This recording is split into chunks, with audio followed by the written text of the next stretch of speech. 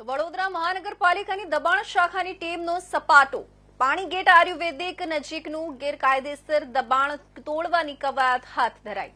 Builder દ્વારા કાસ નજીક દબાણ કરાયું હતું। નોટિસ આપવા છતાં પણ બિલ્ડર દ્વારા દબાણ કરવામાં આવ્યું હતું।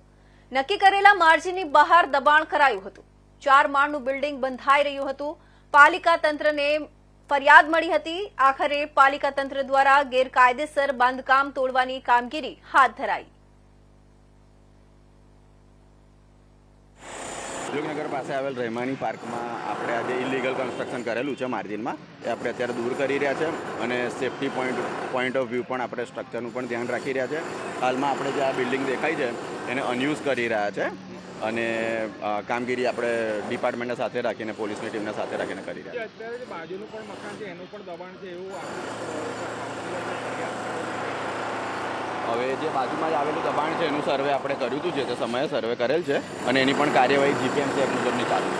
વોર્ડ નંબર 15માં સમાવિષ્ટ વિસ્તાર આયુર્વેદિક 3 રસ્તા પાસે આવેલ ઉદ્યોગનગર કોઓપરેટિવ હાઉસિંગ સોસાયટી પાસે બિન પરવાનગી માર્જિનની જગ્યામાં ગ્રાઉન્ડ +3નું બાંધકામ છે, જે માર્જિનની જગ્યામાં બિન પરવાનગી તેને દૂર કરવાની કાર્યવાહી ચાલુ છે। ડેપ્યુટી ટીડીઓ શ્રી અને તેમનો સ્ટાફ સ્થળ પર હાજર છે અને સ્ટ્રક્ચરનું પણ ધ્યાન રાખી અને દૂર કરવાની।